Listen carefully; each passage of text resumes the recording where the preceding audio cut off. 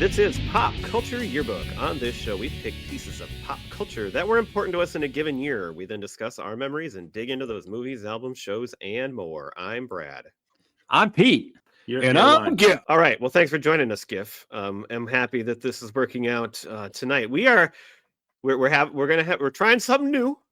So we've been doing this show for almost 5 years, and we've been using the same archaic thing to record our shows since the beginning, and that archaic thing is going out of business or being shut down. So we are trying out our newest effort tonight.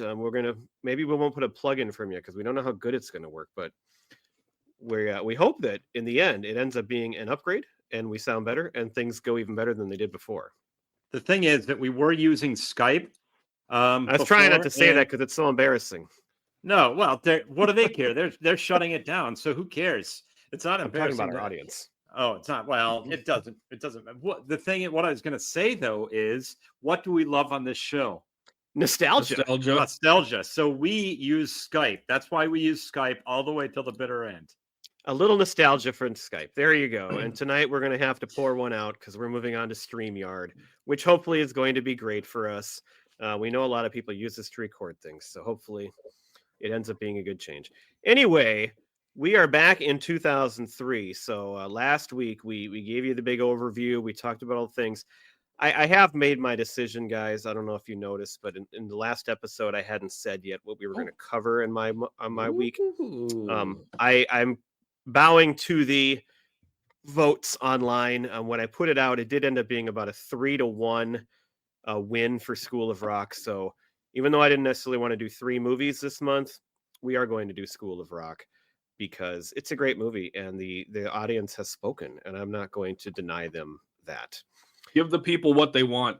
Yeah, and there was, there were people who chimed in that really liked to show Ed, and also the Jack Johnson one for a second. I thought that was going to maybe win, but then it took off with School of Rock after that. So it's good to know, though, that those are out there because eventually we might get to those another day. My top 5 I decided on too. Tonight we're going to be, with Gifford's pick, we're going to be picking our best fictional schools. But when we do my episode, we're going to do our best fictional teachers. So we've got quite the educational month going for you here coming up. Absolutely. So that'll be, that's quite an honor to yourself. Yes, I'm going to pick myself teacher. At number 1. You're a real teacher. You're not. I know. I've never. Yeah. I know. I guess I can't do that. All right. Well, I'm going to turn it over to Giff because tonight is the one that he has chosen. Yeah, so tonight we are going to get into Old School. This came out February 21st of 2003. Came in with a budget of $24 million and cleared $87 million at the box office. Quite a good showing there. Do you guys have any memories of this movie when it first came out? Let's start with Pete. Not when it first came out. I remember when I saw it. I saw it on video. I don't remember who I was with or anything like that. I think this is probably about the 3rd time that I have seen the movie. And what I remembered about the movie at the time, and it's still, I thought this time around too, for as corny and this type of goofball comedy that it is, it's actually a better quality movie than like some of the other, like the Adam Sandler movies. It's I thought that the comedy was just better and it was just more well produced, and I thought that the storyline was actually interesting and it was good. It wasn't just like total stupidity. Interesting comments. Yep. I agree with you on that to a point. I know I saw this in the movie theater. I'm wondering if either of you were there. Probably, I don't think I was. No. But this is one I haven't seen as much as a lot. So between 2000 and 2010, you had a lot of big comedies, a lot of the same people in them, and I felt like this was kind of the first one. Like it kind of started a renaissance of comedy movies because this is 2003, and after this you had Anchorman, you had Wedding Crashers, you had Dodgeball, you had The 40-Year-Old Virgin, you had Step Brothers, so many more. And I felt like this was kind of the first one. And so when you talk about it being maybe different from an Adam Sandler movie, Pete, I think it did kind of initiate a new type of well, maybe not new, but or a rebirth of that type of comedy. I do remember liking it. I mean, it's obviously very funny. I remember a couple parts not working, but I haven't seen it much, so I was excited to watch it again to see what I thought now, and if the parts that I remembered not thinking were great are still not great. I will tell you, when I looked it up, it's an hour and a half long, and so that I right thought the away same. that was a good start right there. We got a 90-minute movie, the best kind. So, um, Get in, get out. That's how Brad likes it. promising start there, but I'll save the rest of my comments for later. But I do Yeah. know I liked it, and I know that we went to it. A few of us went to it together because this was pre-kids, as we all said, and we were all out and about having a good time at this time. I will say too, before we get into Gifford, and I'm not going to go into details, but pretty much every scene had me laughing to some extent. And like when I talk about the Adam Sandler movies, like especially Billy Madison, at the beginning, it was just the first 10 minutes were unwatchable, right? But there wasn't did. any moment of this movie that was like that for me. I just thought it was good start to finish. I tend to disagree. I think it is very consistently funny until a certain point. But again, we'll save that for later. Okay. I have to imagine I saw this in the theater again. Like Brad said, this is 03. This is after we're married, before we have kids. Brad and I are, 2.5 miles. You were probably apart. sitting on my right hand side, Right, He exactly. was sitting on his lap, actually, I think. Okay, in settle between our down. wives, laughing our heads off, annoying them. Annoying, yeah. Something like Yeah. that. Yep. So I mean, so we've covered swingers, and I wasn't as big of a swingers guy as you guys are. I've gained an appreciation for it. That's your since- loss. Yeah. Right, and I love it now. So like for me, this was like my first real introduction to Vince Vaughn as a comedic actor. Obviously, now we know him as one of the standards. But he was actually maybe not considered for this role. One of the things I read, because he wasn't known as a comedic actor at the time, even though he'd already done Swingers and he'd already done Made, a couple projects with Favreau. So That point, even- I'm sorry, cut you off. That point really surprises me, because it seems like this would be his perfect role.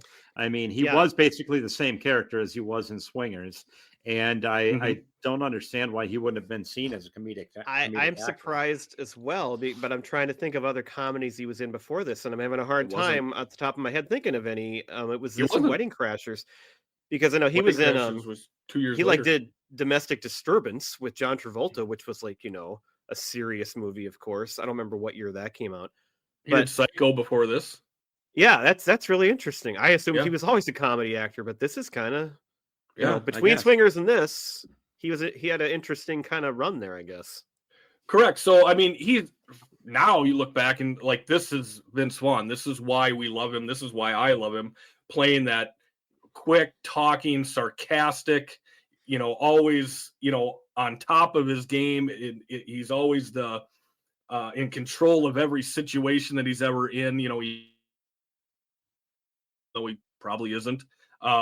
So yeah, he was absolutely great for this. And of course, we've got Will Ferrell coming out of SNL. So very excited to see him on the screen. So I was excited to see this movie. I loved this movie. I own it on DVD. That's what I watched it on in preparation for this. So I watched a lot of deleted scenes and gag reel stuff and just all kinds of fun things before I watched the movie. So yeah, it's awesome. I enjoyed it again watching it this time. I think the three main characters or three main actors in this are absolutely wonderful.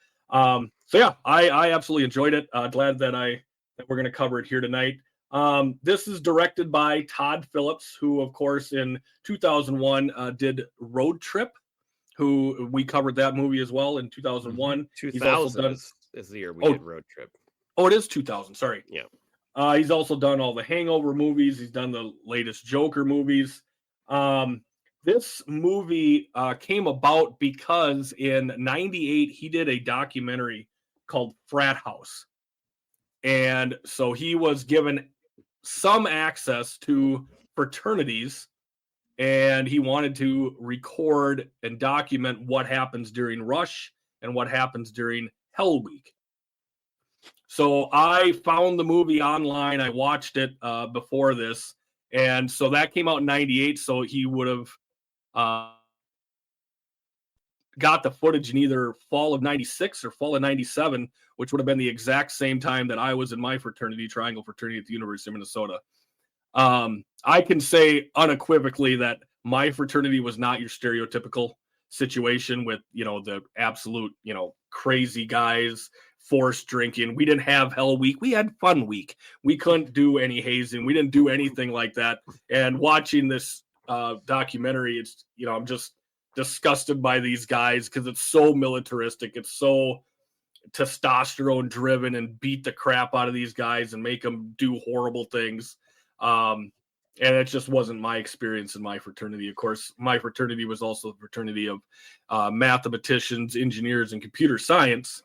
So we might have been closer to the Future Lambdas. podcasters. Yeah. Future Correct. podcasters. Yes, America, those guys FBA. too. Didn't even know it was part of it. We So my based daughter and I off of the success of that, go ahead. my daughter and I visited Iowa State last weekend, and as we were leaving, we drove right by Triangle Fraternity, which I guess must Awesome. be national brand. I always just kind of thought that was your thing, but there must be one all over the place. And we saw the Yeah. house at Iowa State. Yeah, it's a national fraternity for sure. Everything There's a that you lot- just I said, by the way, hey, Gifford. Gifford Everything that went there. What's that?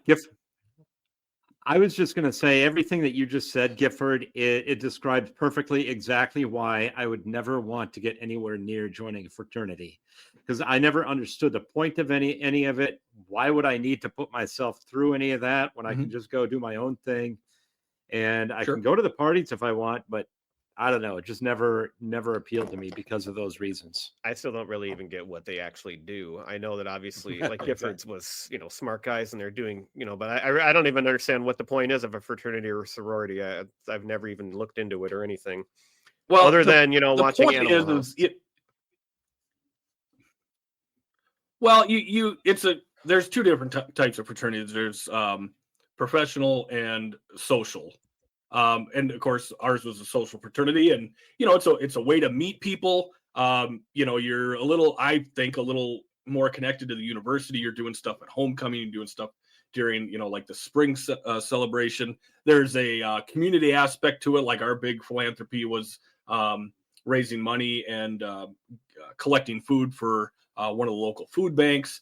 So I mean, there's a social aspect to it and a community aspect to it, and it's a good way to meet people. For me, it was a place to live when I got to campus. I knew some people that were joining the fraternity. I knew some people that were in it. So I actually didn't rush my fraternity. I moved in, right before classes started. And, I said, well, I'm going to join the fraternity. So I went through, I guess I really didn't go through rush, but, I went through all the stuff and the orientation, and, it was all fun and good. And I had a great time. Definitely don't, regret doing it. Some of the best friends that I still have are from guys I met in that fraternity.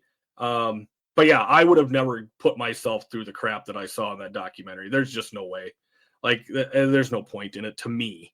But I was watching it thinking, these guys today, I feel bad for their wives and their children because they were such meatheads. It was all about, getting chicks and drinking beer to excess. Well, I did the latter, with no trouble at all. And, I already met my future wife by the time I joined. So, it wasn't really a problem for me there. But that was the impetus, the success of that documentary caught the eye of Ivan Reitman, who his production company did this movie. And, of course, he was also the producer on Animal House. So after the success of Road Trip and after the success of this frat house movie, they wanted to be in business with Todd Phillips and make this movie after one of his friends came to him with the idea of what happens if, old guys join a fraternity instead of just young guys. So I think it's a great idea. I loved the movie. I love the idea of it. And with the actors that they that they cast, it was, a home run for sure. Do you guys have any more fun facts? Did you ever have to, Gifford, in your fraternity, attach your nuts to a cinder block and throw it off a balcony, attached to a rope? I was never forced to. That doesn't mean you that did I it for fun. just Okay. fun. Okay. All right. I get it. My thing was, if I did that, I would need a really short piece of rope, because I would already be so close to the ground. So that's just my little story on that. Brad, you got any fun facts for this one? I got two here, but I do want to point out that in your speaking there, you mentioned your future wife, and I wanted to let Pete know that that kind of foreshadowed our next week's my future topic, wife. The Room. My future wife. Let's not give too much away. My first fun fact is the Ivan Reitman one you already said. I did have one other one, and then one I found myself. So the other one is not really a fun fact, but it's we talked about, is this movie good or not, and we remember it fondly and everything. Roger Ebert gave it 1 out of 4 stars. He did not like this movie at all. He did like Will Ferrell, though, which I found interesting, that he hated the movie. And a lot of people don't like Will Ferrell, but he did like him. He thought that he had a great role and did it well. So that was one. And then the other one is just during watching the movie, at the end, when they're doing the the final things and everything, they have to do the gymnastics and all that. Up on the wall, there's banners, and there's different banners for Harrison University gymnastics, and it says conference or whatever. But 2 of them said state champions, 1988 and 1990. I'm like, what? A college state champion? That doesn't make any sense. I didn't understand that. So that was just a little thing I noticed that I thought was kind of odd, because I don't know how a college can be a state champion. Did they happen to have years that they were the state champion? 1988 and 1990. So relatively new. I could see it maybe in, the 30s or something, when you had a bunch of state colleges, and there wasn't national competition. But yeah, for the 80s, no, not so much. That doesn't make any sense. So that was it. And Roger Ebert, not a fan. That was all I got. Yeah. Pete, you got any other ones? I got a couple more here. Go ahead. I don't have anything additional. So we've got the character of Blue in this movie, and his name is Joseph Blue Polanski. And the Toronto Blue Jays have a minor league team called the Polanski Blue Jays. So I don't know if he was particularly named after the team, but it seems like an awful odd coincidence. The other one I have here is the Wedding Reception Band is a real band. It's the Dan Band. This band was also featured in Phillips' other films, Starsky and Hutch and The Hangover. They have some very interesting lyrics or added words to the basic lyrics. Yeah, which is absolutely wonderful.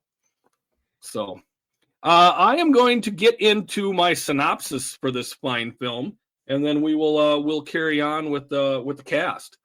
So Old School is a story about reverting back to a simpler time in a man's life. After Mitch finds out his girlfriend is into some group sex, he moves out and into a new house close to Harrison University. His friends Beanie and Frank see this as an opportunity to party with college kids and shirk their adult responsibilities. Things get put on hold when Dean Pritchard wants to rezone the house for university use and kick Mitch out of his new home. Beanie comes up with the brilliant idea to form a fraternity of current students and older dudes to get around the rules. The guys collect their pledges and relive their glory days. The dean does his best to shut them down, but the fellas persevere to keep their fraternity together and get the dean fired. As the great college coach Jim Valvano once said, "Don't give up. Don't ever give up." Very inspirational. That's it, fellas. Done. Thank I'm you. inspired. I'm about to go run through a brick wall after hearing that synopsis. Naked? Are you going to do it naked? I'll do it. I'll do it. We're going streaking through the quad gymnasium. Yeah. Excellent. So let's get into this phenomenal cast that has been mentioned a few times here. It's deep. So, yes, it is very deep and it's very distinguished. So let's just start off right away. Our glue, our main character, I would say, in this whole thing is Mitch, played by Luke Wilson. Mm-hmm. We got Vince Vaughn playing Beanie. He's absolutely great. I think on one of our earlier shows, I put him on my Man Crushmore when we did that episode. Will Ferrell as Frank the Tank here. Sometimes close, sometimes not. Jeremy Piven as Dean Pritchard is absolutely great. I did like that not only is he in this movie, but Frank's wife, played by Perry Reeves, their husband and wife in Entourage. I don't know if you guys happen to notice that one. No. We got Ellen Pompeo plays Nicole, Mitch's love interest. This is right before she was swallowed up by Grey's Anatomy and never seen or heard from again. Wasn't she already in Grey's Anatomy at this point? I'm sure she has. That show's been on for like 50 years. She probably was. I thought I knew who she was. Not that I watched Grey's Anatomy, but I thought I knew who she was in this movie because I knew people that were on that show. Grey's Anatomy started in 2005. What? According to IMDb. Oh my God. Okay. I don't know. I'm way off. I'm thinking of like ER. Like it went back to the 90s, I thought. No. Juliette Lewis plays Heidi in this. This is Mitch's girlfriend in the beginning of the movie, who he, of course, comes home to and finds it on in a orgy.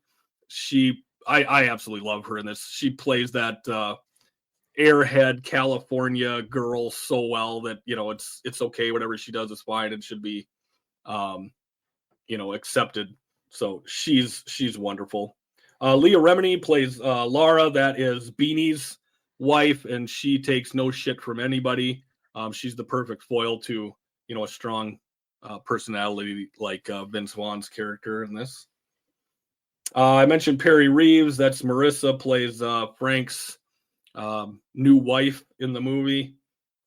Craig Kilborn makes his movie debut as Mark. Interesting. Mm-hmm.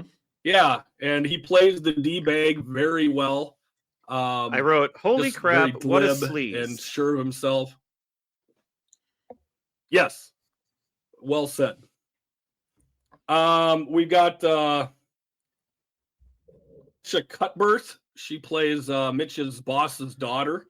And they also have a bit of an interlude towards the beginning of the film. Sean William Scott plays Peppers, the petting zoo wrangler. I don't know what the heck you call this guy, but he's at the Beanie's kid's birthday party. A couple of co-workers to Mitch. I love Matt Walsh as Walsh in this movie. Always and then Artie Matt Walsh. He's outstanding. And then Artie Lang plays Booker.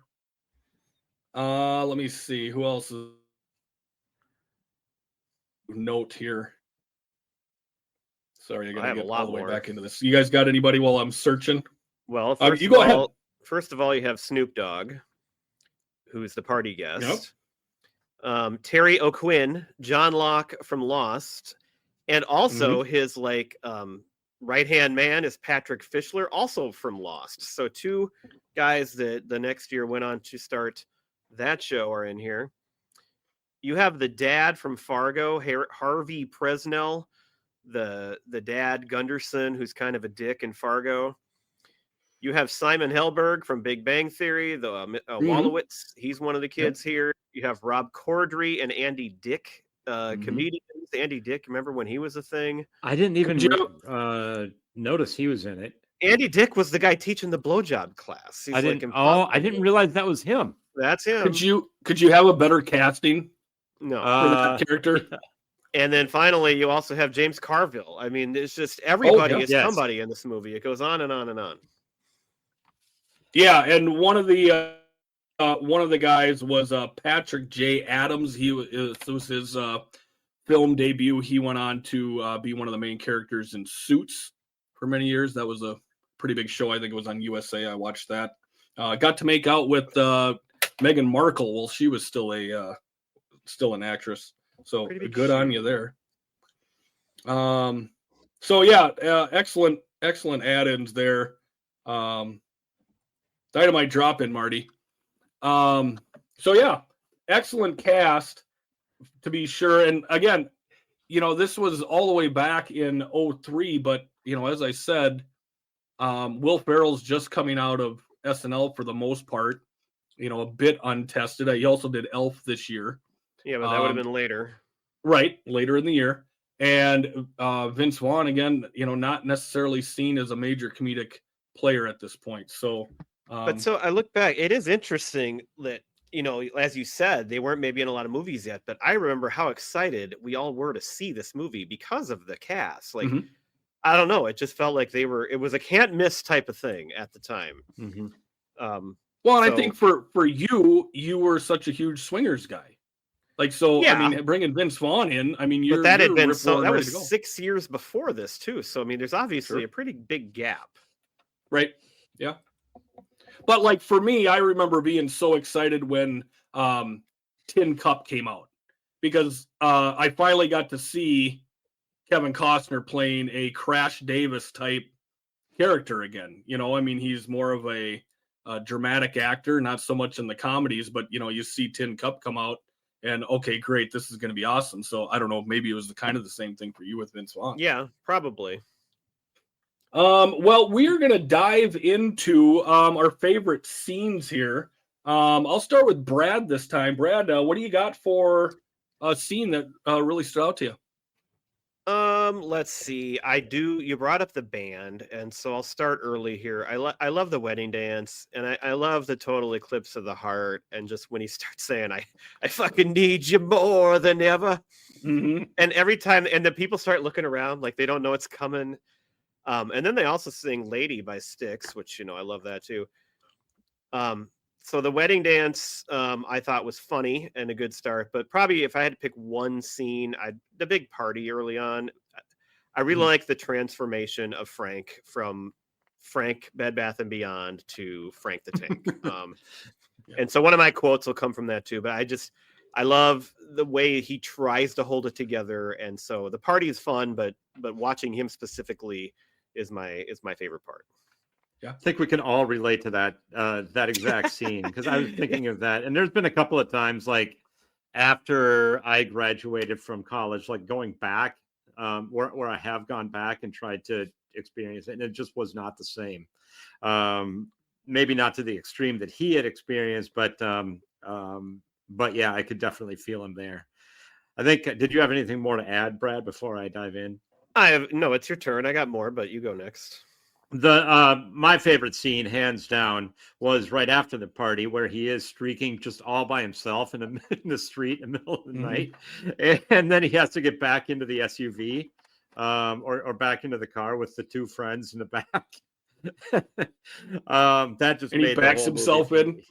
Yeah, he backs himself in, and his wife is just humiliated. The girls are disgusted. That just made the whole movie for me. And then, yeah, I also had written down what you just said, Brad, the party. That was the backing in. That's right. That's so funny. But my God, what a funny scene that was. So yeah, that's what I had as my favorite. Well, and Will Ferrell did that nude. Like, so he did that scene nude. So they did the women in the back seat that had to have him rub his butt on him. Well, don't you usually have something covering up your junk in that case, like so that you're not because you never obviously saw his junk, but not his butt. But I'm thinking he must have had something there. That was, out on the street at night, they were rehearsing it. He was in the robe and like there was a gym, like a 24-hour gym. And he said that when they were rehearsing and he was in the robe, like there were people like up on the, at the window, like on the, like treadmills and stuff, just doing their workouts. And he said by the time he came running through naked, like everybody was gone out of that window. Like everybody like turned and didn't, because they might have not known what the hell was going on, and all of a sudden here comes this middle-aged guy running down the street naked. So yeah, he definitely went all in on that one.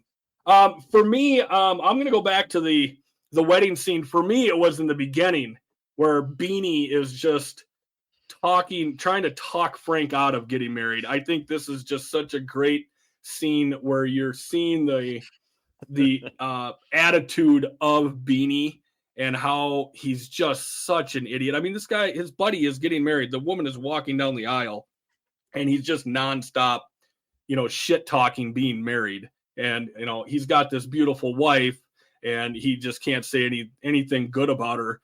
But what I really love is when Marissa is finally handed off to Frank and he leans over to the father of the bride and shakes his hand and goes, "It takes a real man to give away an angel." Like he switches that quick, like, oh, he's all in, like he's got to put on the facade of being like, yes, this is a great union and oh, it's so wonderful. Like I just think that was just so great, just the setup to show how he is quick talking and just so cocksure all the time with everything he says is correct. Exactly. That's totally you guys that's him in Swingers too, because Yep. That's who he always has the right thing to say to the right person at the right time. It seems like he's the one that's in control, and he's going to make you like him no matter what he has to say to do it. Right. And he's a salesman. I mean, that's what he does. Like he just talks fast. And he has to be. I mean, if he believes what he's saying, maybe he can convince you to believe what he's saying as well. He owns 5 speaker cities. Yeah, he's worth $3.5 million that the government knows about. So, Brad, you got another one? I have one more, and then actually I have two more, and then I have two I wanted to talk about on the other side, if that's okay. I do like. Sure. Just the music choice when they're all in the black van and they're kidnapping people and they're playing Master of Puppets by Metallica. That's just fun scene to watch. But my other favorite scene or moment is when they're at the party, not the party, but the kids' party, and he gets hit with the dart, and after he gets, and Sean William Scott kicks him back into the pool after he's giving him CPR to save him, but then his tongue comes out. And he freaks out and he kicks him back into the pool. That's just a great gag. That's the kind of thing I love. It's so funny. Right. Yeah. Pete. No, that's all I had for the favorite scenes. Go for it. Okay. I was a fan of the academic or the test at the end.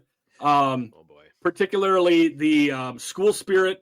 When they have to do the dance, I mean, it's just so funny to me watching these out of shape, uncoordinated guys try to put that dance together. And then, of course, you got Will Ferrell in the cougar outfit and he catches on fire. And then afterwards, you see him in the locker room just covered in burns. Something I can relate to. I've been there as far as like 2nd and 3rd degree burns. So I felt for him in that. Here's what I will say about that, though. Yes, it was funny and it was good and it was its own, but it felt like a complete ripoff of Billy Madison, right? At the how Billy Madison ended, also with the decathlon of events. Only, once Gifford's done, I mean, I think it's much worse than Billy Madison personally. So go ahead, Giff, finish up. Sure. Well, and I like when Frank blacks out when he's debating Carville. That to me is hilarious. I love Vince Vaughn doing the Iron Cross with the cigarette in his mouth, and he's yelling, still going, still holding. Like, I think that's freaking hilarious. I just love it. I think they did a nice job. Will Ferrell doing his ribbon dance, which actually Luke Wilson was supposed to perform, but he was so exhausted from all of the activity in this that Will Ferrell stepped up and did it, and I thought it was great. It's bad. It's so bad that it's good type thing with their efforts at all of this stuff. The dance, the choreography, everything. I think it's wonderful. Can I disagree with you now? Well, no, I want to comment on that point though with the ribbon. If you said that Luke Wilson was intended to do that, I don't think that would have worked. I think it was better with Will Ferrell because Luke Wilson is too much of the straight man in this movie, and I don't think he's not there to do goofy things that normal people wouldn't otherwise do. And Will Ferrell. And Vince Vaughn could have done that too, but I think Will Ferrell was the perfect choice to do that particular scene. Now to you, Brad. So I remember liking this movie a lot when it came out, but my memory was that ending's part was just kind of stupid. And so I was hoping that I would feel different this time, and I didn't. I felt even worse. I just think that whole ending scene, there's a couple funny images in there. Yeah, I mean, he's got a cigarette in his mouth. Like Vince Vaughn's funny no matter what. But I just found it to be the most lazy writing to end a movie because none of it makes any sense. Like if you go back to Revenge of the Nerds, for example, Revenge of the Nerds, great movie, stupid movie, has an ending kind of like this. They got to do all these things, but like they give at least, whether you agree with it or not, they give at least some sort of logic. Like Lamar can throw the javelin the way he does because of his limp-wristed throwing style. And because these guys are also smart, they created something out of that. I mean, in this, it's just, there's nothing to it. It's just, Vince Vaughn can hold the rings like that. Well, no, he can't. Give me a reason to believe that. The giant kid can do that vault. It's like a cartoon. It's so stupid that he could do that. They can all come up with this dance in 1 minute and just do it. I get why you can think it's funny. Like, I'm not going to like, whatever. You're right.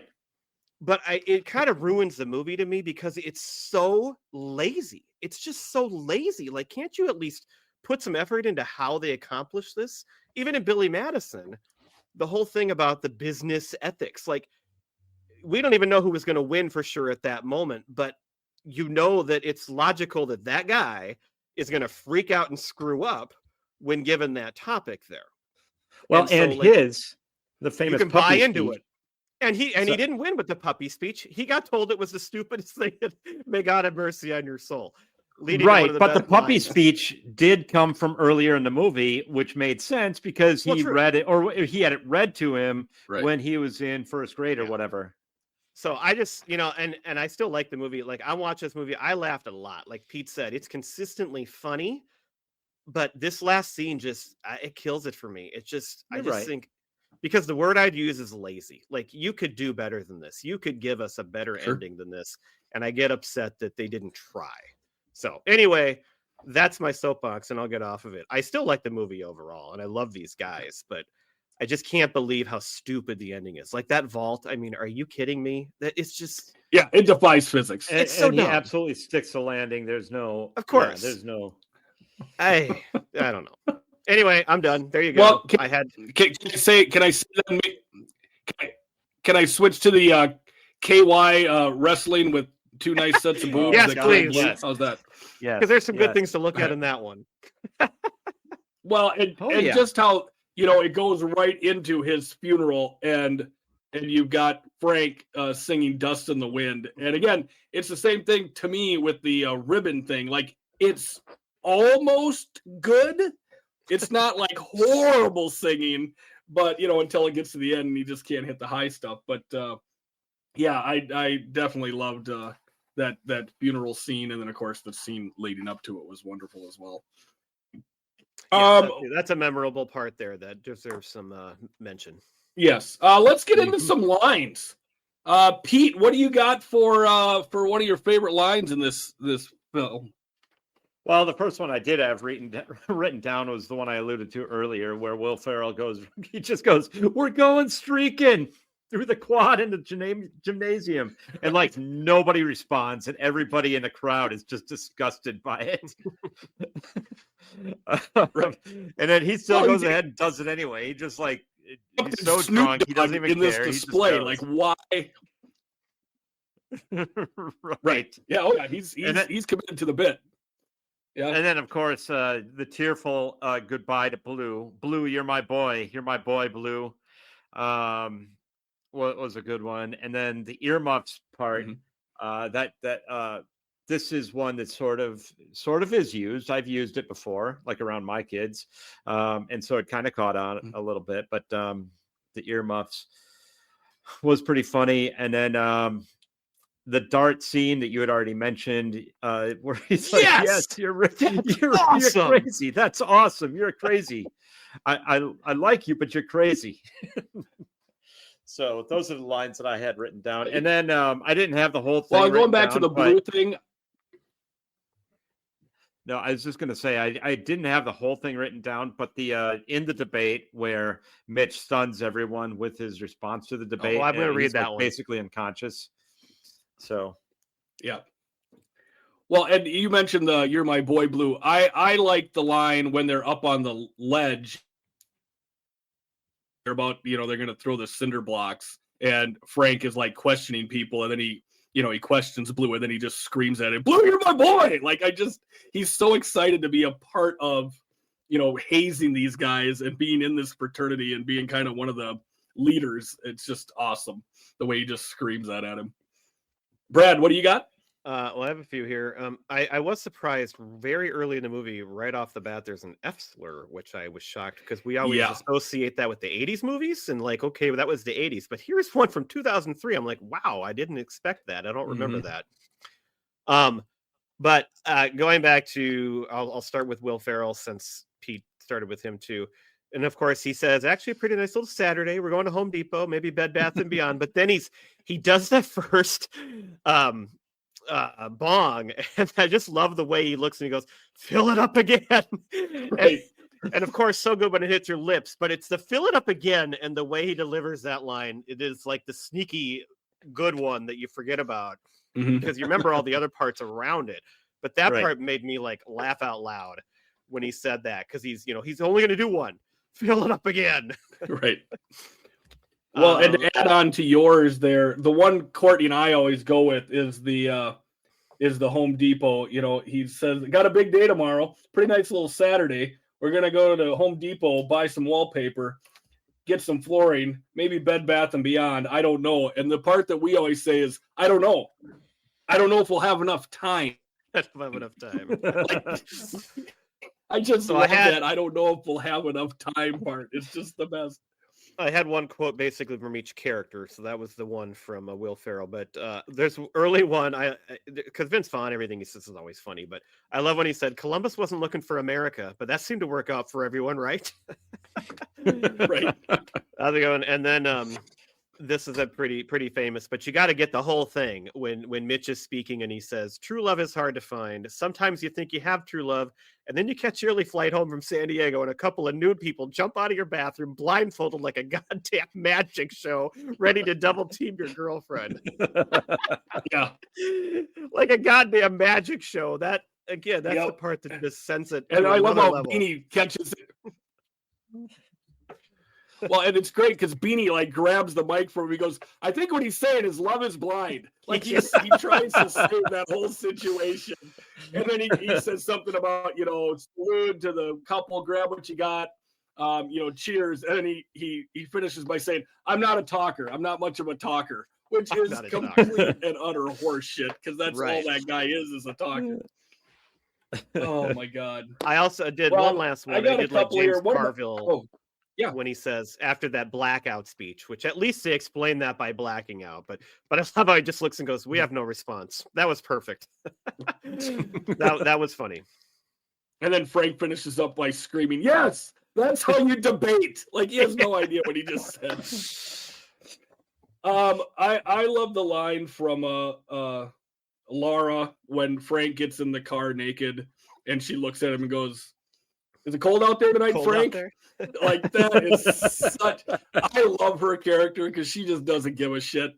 So that one was great. The one I love from Beanie is, of course, Mitch has been fighting this fraternity thing since day one. He's basically just steamrolled into it by Frank and Beanie. And Beanie tells him, he goes, "You think I like voiding my wife and kids to hang out with 19-year-old girls all day? I'm doing this for you." Like, he's trying to sell it as like it's just for, his own, out his buddy. We got the blowjob scene with Andy Dick, mind the stepchildren. That's just a good lesson, for anybody out there. One from Mitch. one from Mitch I like when he's talking to Nicole in the restaurant. They're having coffee, and she's kind of questioning things that that is going on in his life. And she goes, "Well, I heard one of your pledges died." He goes, "Yeah, but he was really old." Like, I just love that. And something about, I'm pretty sure that he died of natural causes. We'll find that out when the autopsy comes back. The last one I've got here, this one's from Booker, Artie Lang. It's when Mitch comes to him at the end and they're trying to, win this competition. And he comes to Booker and Walsh and tells them, asks them if they want to be in the fraternity. And Booker goes, "We've been waiting all semester for you to ask." Like, they're paying attention to the school schedule. Like, it always caught me a little funny that they would know where they're at in the semester. I mean, these guys are out in the working world. Like, who gives a shit what, the school calendar is? So I always thought that was always good. So you guys got anything else for this movie? Any other lines? Any other scenes? No, I'll just say it's an imperfect movie. It's really funny, but it's not as good as like Wedding Crashers. They made these movies better after this, I think, because that ending is just, I just can't look past it. It's not good, but it's still a fun movie to watch, and it has a lot of funny lines. It's fun all the way through, in my opinion. Yeah. It's not like it's not like I was looking at my watch going, is this movie ever going to end? And it's 90 minutes and it's good. I mean, Exactly. I like that they keep it short. I enjoyed watching it again. I mean, it was not a waste of my time. So I don't want to like go too far with it or anything. Make that clear. The one thing I will say is I had a hard time finding a guy in this movie that didn't come off looking bad at some point. I mean, you've got Mitch, who banged the high school age daughter of his boss. So, I mean, he doesn't know that. Well, I mean, it's pretty well implied that at the very least they were sleeping in bed together and she was, down to her skivvies. So, well, no, he didn't know that she was a high school kid. Yeah, I said he doesn't know that. He doesn't know anything about that. He's assuming she's a college girl at a college party. Doesn't change the fact that she was a high schooler. I know. I'm just saying. You've got Beanie, who is constantly just trying to get away from his wife and kids all the time. Frank is an absolute child. Like, I mean, that scene in the psychiatrist's office or the counselor's office with his wife where he's, in the nest and talking about how he doesn't know if, the rest of his life with one woman. I mean, he's just an absolute child. Dean Pritchard's an awful... Yeah, I'll give the movie credit for that part, that him and his wife actually do break up, because for as bad as he is, you would assume they'd probably work it out and stay together. So it does actually put a little reality in there that she leaves him and he has to like figure that out. So, well, and you've got in the post credit scene where he runs into Mitch's ex-girlfriend and she like invites him over for a hangout with some internet friends in the grocery store.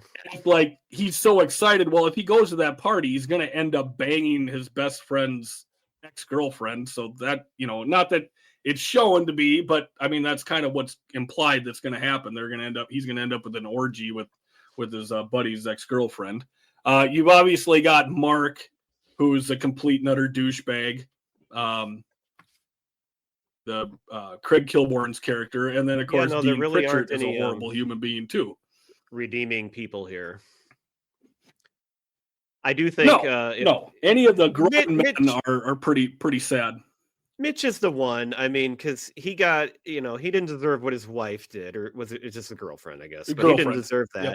And then he made a mistake with a girl, but he had no idea who she was, and then it kind of spirals. But I mean, if you're going to root for anybody, it's like... Tell that to the judge in the court of law. We'll see. Just saying, if you're going to pick one. Right.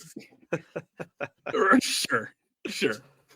So, I mean, but that's what this movie is. It's about guys reverting back to just being irresponsible idiots and having to juggle, their real lives with, wanting to act like, college age kids, which, doesn't really work out too well. So, well, we can relate to though, right? Because it's like, wouldn't we all at some point have would like to go back in time, back to the college days for a week or something, and just relive that. So I think that it relates to married guys like us who have happy marriages, but it would just be fun to That go back escape and from relive some of reality. that.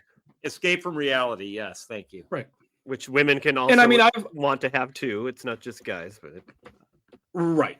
Well, Yeah, and I mean, yeah. I've gone back to like homecoming at the University of Minnesota, and walked down fraternity row and had a drink or two with some frat guys. And just remembering, being in those houses and partying when I was younger, and you go to the football game or whatever, and I mean that's the point of homecoming, right? You're not out all night getting shit faced and streaking through the quad, but yeah, you get a little taste of it and go have some fun, and that's definitely worth your time to go back and have a little fun. Absolutely. So yeah, I mean, I've gone back and visited my fraternity a couple times with a couple of my friends, and it was just fun to go back and see the houses and the kids that are living there now. So yeah, definitely worth your time if you have a chance to go back to your alma mater. So, all right, well, tonight we are going to talk about what might be your favorite place to matriculate in a fictional sense. So we are going to draft our top 5 fake schools in either TV or movies or whatever. We're going to start with me. Brad's got the second pick, and Pete is third. So I'm having a real tough time trying to decide which one to go with here. So I love all of these, the high school teenage movies, right? I mean, we've got just an absolute million of them. So it's tough for me to pick one. So I think what I'll do is I'll pick the one that combines them all. you're double dipping. And I'm going to go with John Hughes High from Not Another Teen Movie. Oh, no, you're not. I get it. So that covers, I mean, they cover all the teen comedies in that movie. And of course that was one that we covered on this podcast as well. So I feel like I get a little bit of everything if I. Oh, you didn't have that one down? I didn't. I totally missed that one. That's a great pick because obviously I love that movie as much as you do, and I didn't even think about that one. Well, all right, Brad. Then what I will do is I'm going to take a 2-for-1 here. There's 2 that I want to pick, but I'm going to have to pick the one that's a 2-for-1. And so 16 Candles and The Breakfast Club. I'm going to pick Shermer High School, where the John Hughes movies actually started. I think you're getting a 3-for-1 there, Brad, actually, because that's probably. Yeah, I think it is too. So, I think it's a 4 because I didn't have 16 Candles, but I had Weird Science, Ferris Bueller. Oh, Weird Science. Well, according to what I looked up, 16 Candles. That would have been my other pick. Would have been Shermer. Yep. So a solid pick. Right. That was the one I was trying to decide because I was getting the most bang for my buck. But I went with John Hughes because we'll just say it's from the John Hughes movies. Hits so many tropes. All right. I am going to elementary school. I'm going to Springfield Elementary with Principal Chalmers or Principal Skinner and Superintendent Chalmers. Super Nintendo Chalmers. Yes. All right. So my first one I went with combining all of these great movies. My second one, I'm going to go back to the original college fraternity movie. I'm going Faber College from Animal House. All right. Well, this worked out well then for me. I'm glad I picked Shermer first because you might know that my second pick is going to be Bayside High School from Saved by the Bell. I knew you were going to take that. Because I wanted that one so bad. See, and I didn't write that one down because I didn't watch. I mean, I'm aware of the show, obviously, but I figured one of you guys should grab that one. I'm going with one that's very fresh in all of our minds. I'm going with Ridgemont High. Ah, crap. If you missed it, 2 weeks ago, we did our episode on Fast Times at Ridgemont High. Okay. All right, I'm going to go with East Great Falls High from American Pie. East Great Falls High. I don't have that one on my list either somehow. Holy. Well, I try to keep it simple. Now, so well, and that one had a very good-looking foreign exchange student there. But my first pick, the foreign exchange student just walks around naked with a clear backpack That's right. the whole time. That's So, right. Very good high school to go to there. A clear backpack, right? Mm-hmm. Yes. All right. Well, I'm getting my top 3 here. I'm going to take the iconic one, Hogwarts. I'm Yeah, I surprised figured didn't Pete would pick it take yet. that first. It's Yeah. on my list, but when I think of schools that I would have more fun at, I pick the other ones first. Yeah, be a freaking wizard. You can do anything you want. Yeah. Right? That's true. That's true. All right, I'll take it. I'm going with one that you got to see in multiple eras. I'm going with Hill Valley High School, Back to the Future. Nice. And yeah, that I had that one down because obviously it's a major plot point in the very first one. Right. And Great a second pick. one. Oh, I suppose, yeah. Because Yeah, he goes 'cause you're back to the school, and that's Yep. where he relives the events at the same location. Yep. All right. So if in fact you're going to Hogwarts, you get to be a wizard, you must be coming in with some sort of talent. I will attend Xavier's School for Gifted Youngsters because obviously I must have a mutation of some sort that would allow me to get in there and maybe become an X-Man down the line.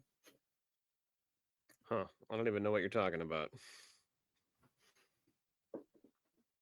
Oh, There's a it's school in in the X-Men X-Men? movies. It's Well, I Professor know, X. I didn't. I had no idea there was a school. Yes. Xavier, Oh, like yeah. in the college Xavier, Absolutely there is. XAY, XAZ, or XAVIER. Yep. IER apostrophe yes. 'Cause Xavier it's School for Professor- Gifted Youngsters. It's Professor Xavier. He's Professor X. All Yeah. right. I'm not an X-File or X-Men person at all, so Oh well. Hopefully, if we're some having- of our voters are. if we're having fun and I don't have any colleges yet on my list, I need to add a college. So I'm taking Adams College There you from go. Revenge of the Nerds. A little surprised Pear that pie. went that late. All right. I'm going with Greendale High School. Anybody know what movie? Community TV show, you mean? No. Nope. Oh, Greendale it's- Elementary. Greendale Or- High School. Greendale Community College is community. Right, but I'm going with a different one. There was Okay. confusion, and there was I did read about that though. Some people had a conspiracy theory that there was a plot connection, but there's not. Greendale High School in Better Off Dead. What is it for? Oh, Oh, that's right. Yes. well, Yep. that's awesome. All right. This is my final pick, huh? All right. Boy, there's one I can't believe you Well, haven't picked yet. this is the one that I want. The one that I want now. I'm going with Rydell High from Greece. See, I thought you were going to pick West Canaan Varsity Blues. Yeah, I got it on here, but Greece is, you never know if kids are just going to break out into song, and I'm always down for that. All right. Well, I probably would have picked Rydell next with mine. So my last pick. Let's see, I got to make a good one here. Well, you can't go wrong with West Beverly Hills High from 90210. All right. Brad, I can't believe that you picked my next one and that it's still available at this point in the draft, but I'm going with South Park Elementary. Yeah, well, I considered that as well. Yeah, that's a good. So you got Springfield and South Park. That's right. Good picks. They both work. Do you happen to have any others? I do. I have I've got Westerberg High School from Heathers. Yeah. Pete, why don't you go ahead? Oh, okay. Yep. I think it's in a different time dimension. Yeah, he is. I think his audio is a little bit behind. I'm Yeah. going with James Woods Regional High School, Family Guy. Horace Green Prep School, which we'll be talking about in a couple weeks. That's School of Rock, by the way. School of Rock. Angel Beach High School in Porky's, and Harrison University Old School. Did anybody pick that? No. Okay. No, nobody did pick it. I got the one next highest rated one. Actually, I skipped over because I thought 9021 get more votes, but I got McKinley High from Freaks and Geeks, and that would be a great one, obviously. Yep. Grand Lakes U from Back to School, which we did last year. Back to School. North Shore High, Mean Girls. Greendale Community College, Community. Bronson Alcott High, Clueless. Yep. And my last one, Gifford, is one I know you'll appreciate. Hanover High from American Vandal. Oh, good one. Yeah. Ball hair. No ball hair. I thought you would pick the prep school from the In-Betweeners. I didn't write it down, but Oh, I didn't Had even that, have that one on my had list that one either. I come up. missed it.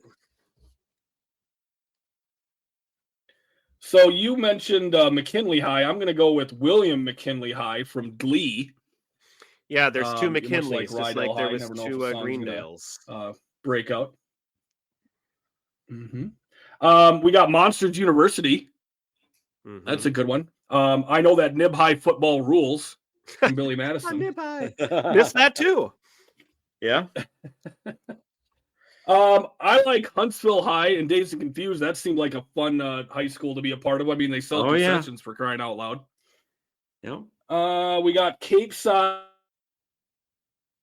from Dawson's Creek, Hawkins Middle School from Stranger Things, Port Chester University from PCU, another one with Jeremy Piven and Favreau is in that one as well.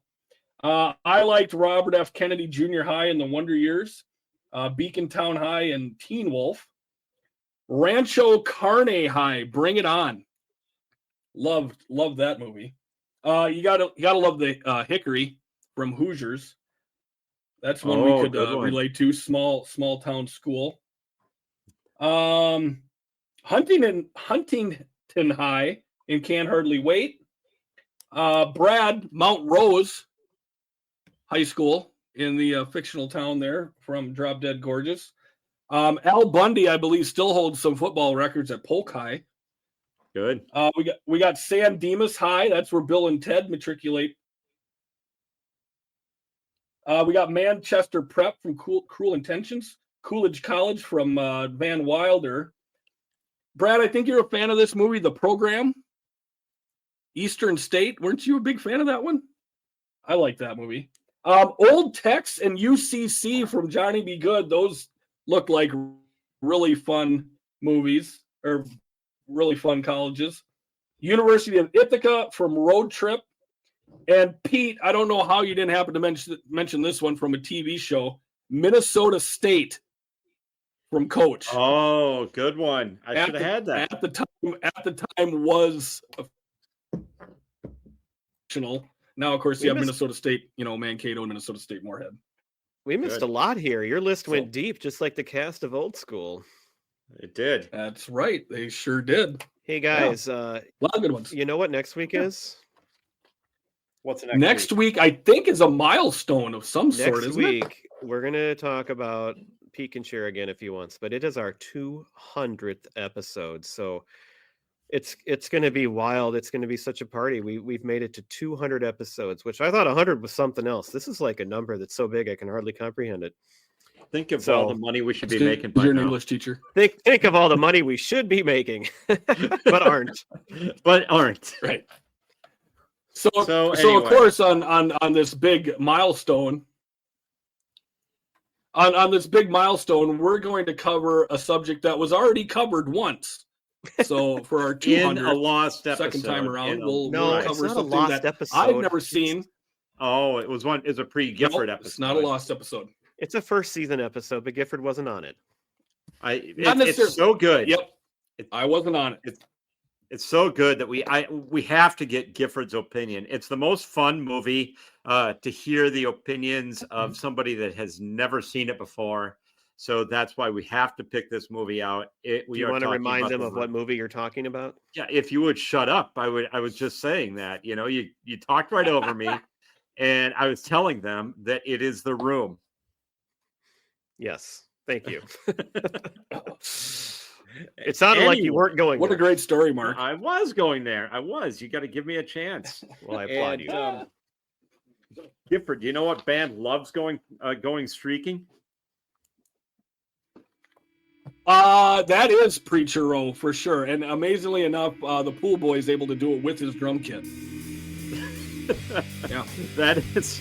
Yeah, he carries a bass drum just to cover everything up, but it still doesn't work out well. Yeah. No, he's still tripping down the road.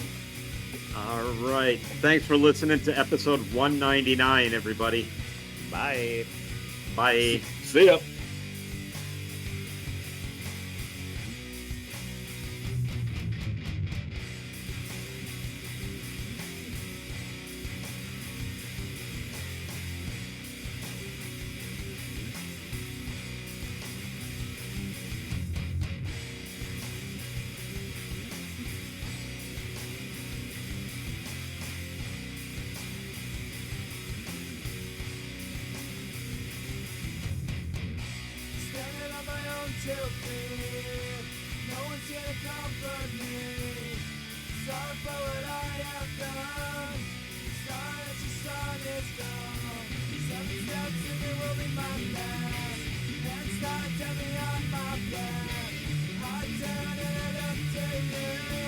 I'm scared, but there's nothing I can do.